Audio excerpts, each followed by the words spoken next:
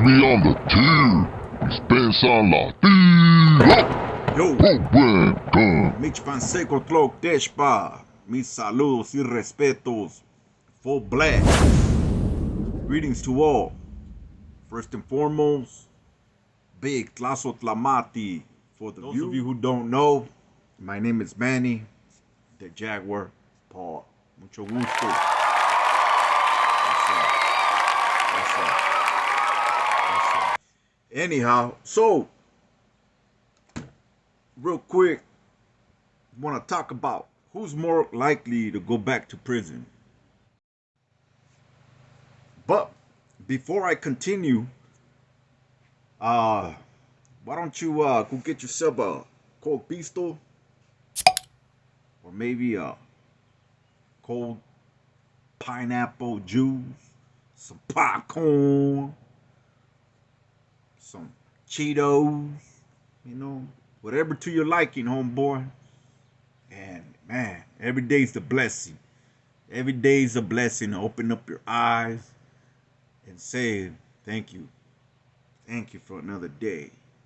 Whoever's your higher power, whoever you believe in, Simón que be sí. thankful for another day. And hey, what can I say? Something that I've been thinking about. I was the other day talking to one of my boys, and we were tripping out, and how some homies wino time is what they call it. When you got individuals that go in there for a year, 2 years on DUI, petty theft, little robbery, whatnot, come out, stay out for a month or two, and go back, get caught up again. It's almost like they don't learn. It's almost like they pick up a little bad habit of, getting caught up. Call it what you want to call it. There's a lot of individuals that like to brag about all the terms they get, but hey, Oh, come on. there's always somebody that looks at it like, damn, you must be a dumbass criminal to get caught up and keep going back to jail, homie. Hey, Duh. neta, you gotta you gotta gather up your thoughts, homie, and know how to do what you're doing. I'm not okay, and I'm not saying it's female to go commit crime, but hey, homie, if you're making it a career, if you're a career criminal or in the industry, hey, better do your homework and sit back and get your thoughts together, because some say that only dumb criminals keep going back. Ooh, damn, you didn't hear it from me, homie. Spence up. So let's start with the short termers, wino timers, and I speak for myself. The first time I went to prison, I went to prison for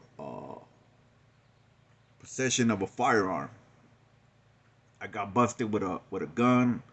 Before that, I had been to the county. So eventually, you start getting your little priors, and the judge pretty much has it. The DA has a hard on for you. Oh, So no! they eventually send you out to the brick house, big house. Smoke see. So, first time I went up to prison, and yeah, you go up there,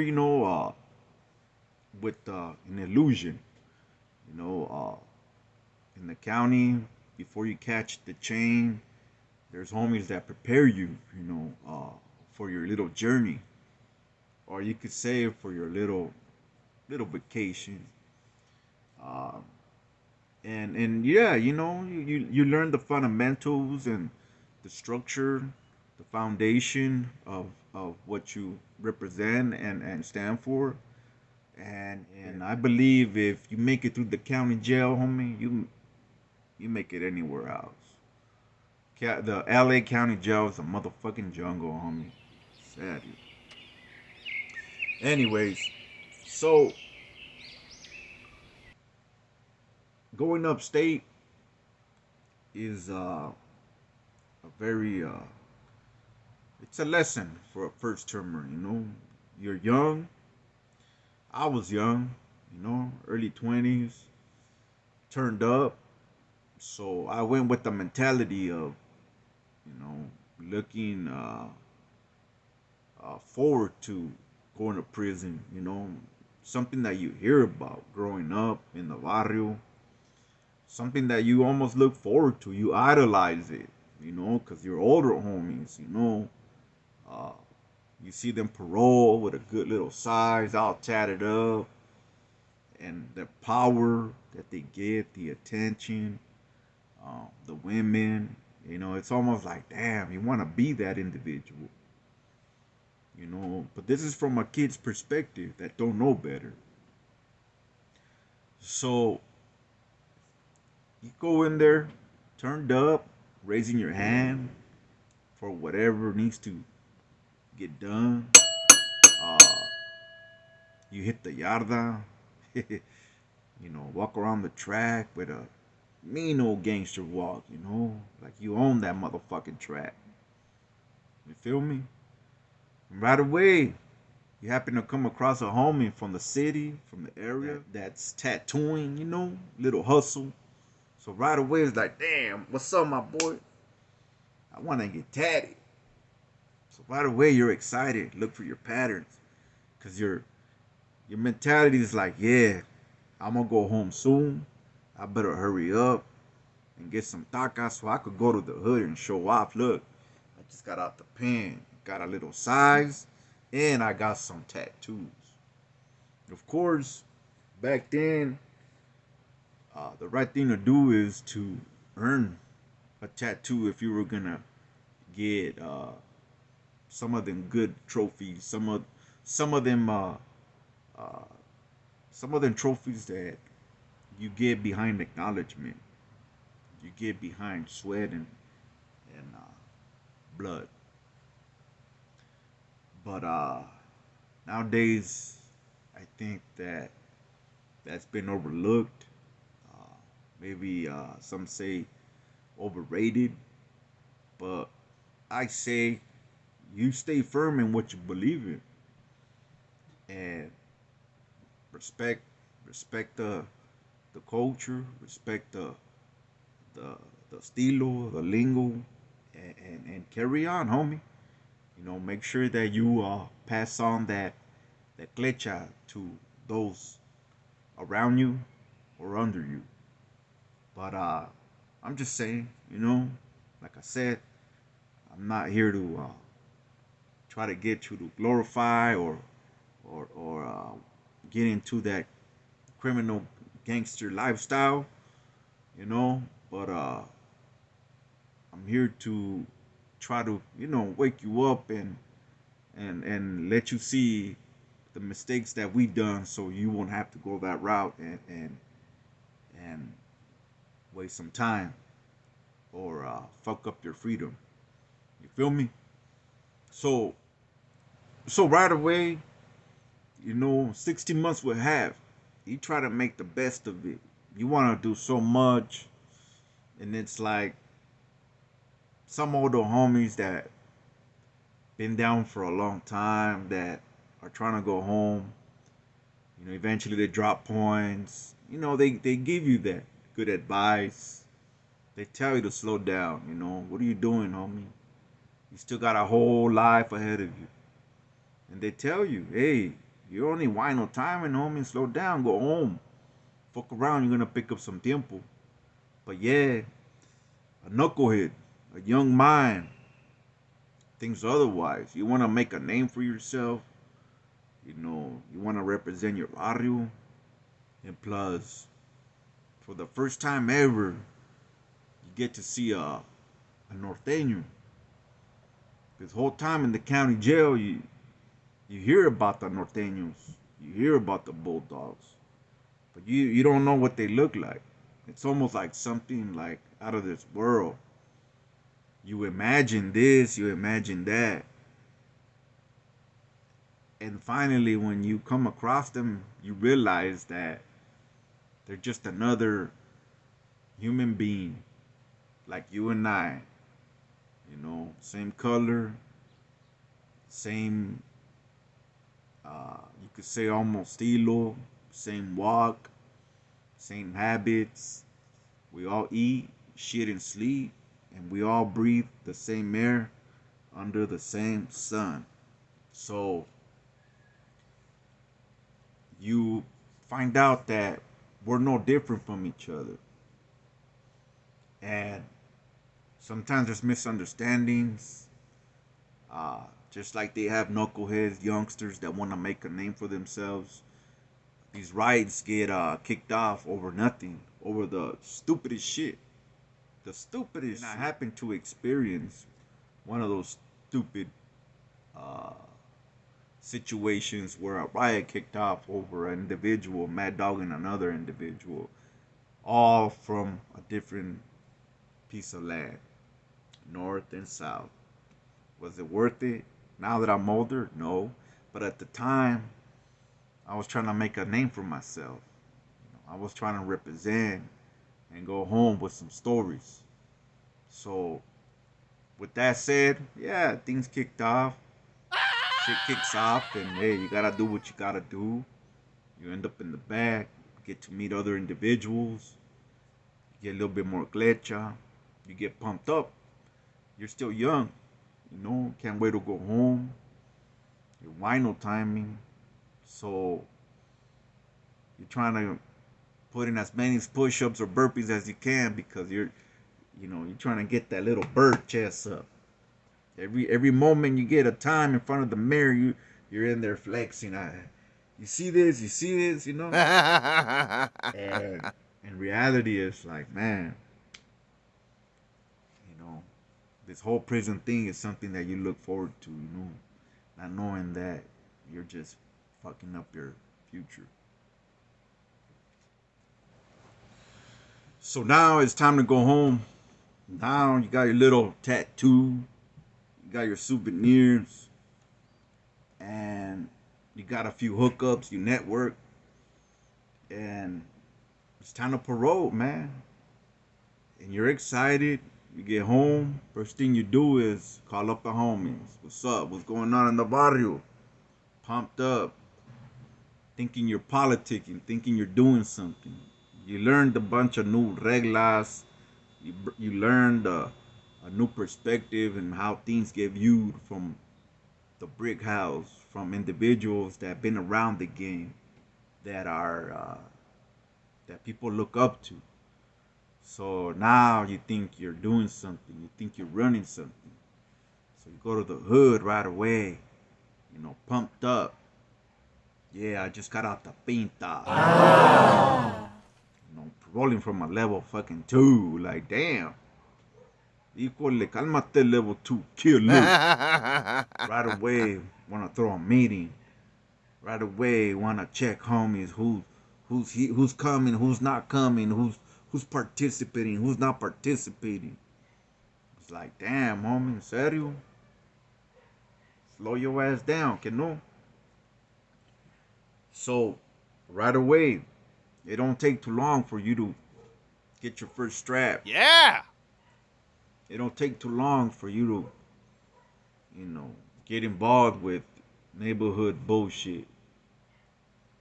It don't take too long for you to start pisteando, Yeah. bloqueando, and that's already all your positive plans and changes that you were gonna make for the jefita, the family, or your jaina, are gone because your mentality's already going a different route.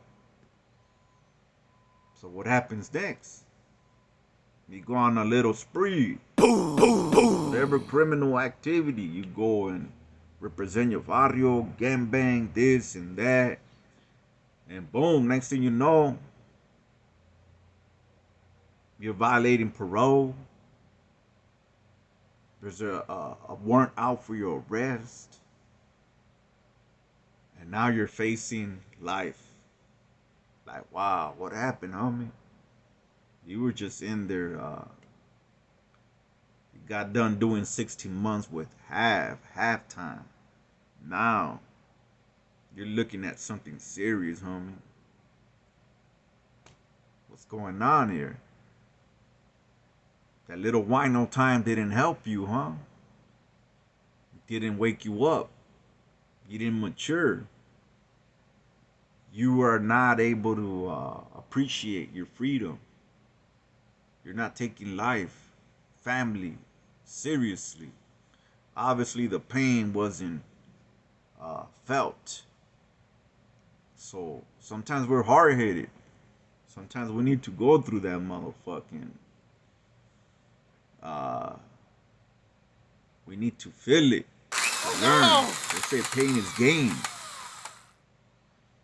So, what do you think, homie? That wino time?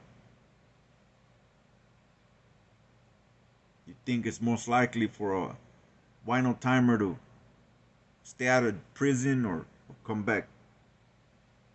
Who knows, huh? It's only a slap in the wrist. You know, they're easy on the punishment. Sometimes we don't learn. Hey, but sometimes we do. I think it depends maybe on the individual, huh? How sharp he is, how mature he is. Some of us get with it, some of us don't.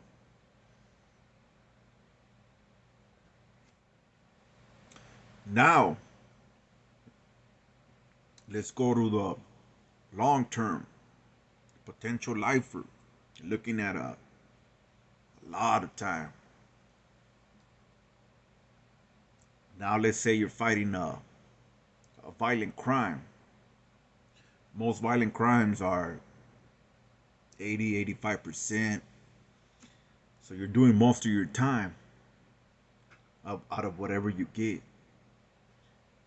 Uh, most violent crimes just start you at a level 4, 180 if you're gang related.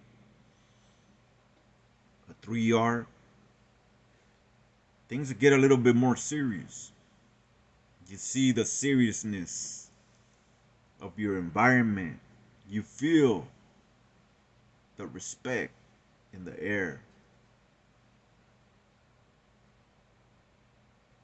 It's a trip when you go to these level 4s, 180s.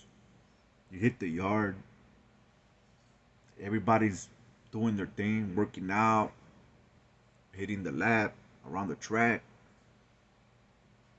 But you feel the respect everywhere you look. Every race follows the same pattern, follows the same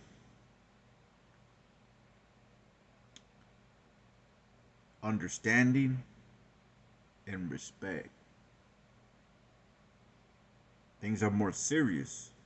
People live here. People are on the long term stay. So that's their house. That's all they gotta look forward to. So the best thing you could do is keep the peace and respect the house. Believe that. If you didn't follow rules on the streets, you're gonna follow rules up in the brick house. Yes, Yikes. sir.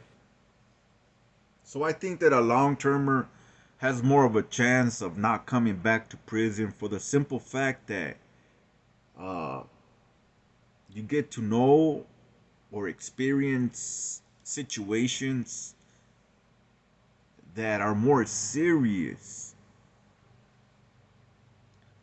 that are more uh, traumatic in a way where there could be peace and it could be calm. But when something does break off and pop off, where a riot or a melee or a fight is gonna go down for something serious. None of that bullshit crap where something's gonna kick off over someone mad dogging or because of someone tagging or you know what I mean? It's over something more serious. And believe me, a statement's gonna get done. So if you have a date and you're just driving through, you're gonna appreciate your freedom. You're gonna look at it. I mean, that's if you got some type of common sense, bro. I mean, because there's individuals that don't care. They just like institutions. They like to get fed. They like everything given to them. So, what's the easy way out? Going to prison and making it become a permanent resident from a controlled environment, right? But it just falls back on the individual. You know, your mindset, uh, your quota. If you appreciate your family, your freedom, your wife, your kids. I mean, sometimes it's not even. I know that you don't appreciate your family, your kids, but shit happens sometimes where you're at the wrong place at the wrong time, or hey, you just gotta go with it, and hey, man, the luck of the draw, homie. But a lot of individuals that do have that second chance after a good stretch don't look back no more.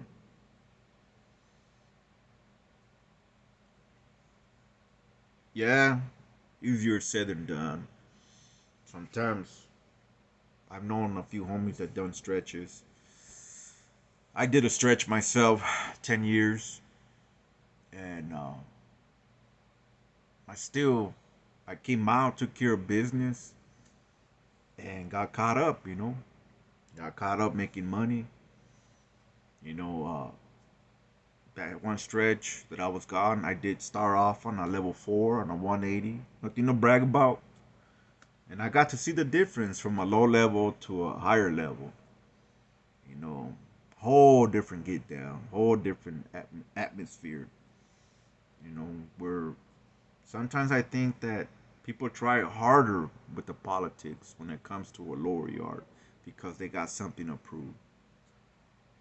And now it's changed a little bit more because you have a lot of homies that dropped a lot of points, lifers that are trying to go home, that spent maybe 10 to 20 years on a level 4. Finally, they were able to work uh, their security points down. Back then, LWAP wasn't able to see a level 3 nor 2. Now, with the changes of the CDCR, uh, a lot of these LWAPs are able to go down to level 2s and get to participate in a lot of more privileges. They get more privileges, and for them that's like more freedom because I mean they were for so many years in these 180s level 4s where uh, those of you that know or been there, wow, it's high security. Your steps are limited, your freedom, the program, and now you get more program because of all these lawsuits and the homies getting out the shoe. But back then, the lockdowns were forever. Back then, the homies would stack up on canteen, cosmetics, because as soon as you get out, you prepared, you get ready for that storm or that rainy day, because once you go locked down, it was going to be a long term. Anyhow, so going to these places where you see things that are real serious, where if a man feels some type of way as far as disrespect, he's gonna pick up his shit and handle his business. Or you see that Ah! your neighbor one morning is good morning. Maybe the following day you see him being handcuffed, escorted to the hole, or his Sally being taken out in a body bag. Because things could escalate from normal to violence. Like, you got men, you got very, very bitter men that got nothing to lose. And any little disrespect, man, sometimes they take it to the extreme. And to them it's nothing. To them it's nothing. Taking you out is like taking out the trash, you know? So, topic of the day, who's more likely to go back to prison? A wino timer or a long-term individual? Hey, something to think about, you know? And from my personal experience, being young and dumb, first term, I came out worst. Turned up. I went back with a serious crime, violence, fighting live, and picked up a case while I was fighting live on my controlling case. So on top of live, you get another live. I mean, not sentence, but you're fighting live. At the end of the day, I had someone looking over me because I lucked out, bro. I took it to trial, got a not guilty verdict, settled for a deal, running concurrent with my controlling case, and I'm here. Thank God, I got a chance. I made it home. Maybe down the line I could make a video on my little journey and my little situation I went through, and tell you guys a little bit of my case and stuff. I'm telling you, I got a bunch of shit in the vault. So just bear with me and be patient, and little by little I'll get this shit going. But hey, do me a favor, man. Share and like and subscribe, man. It don't take too much, por favor. If it's not too much to ask for.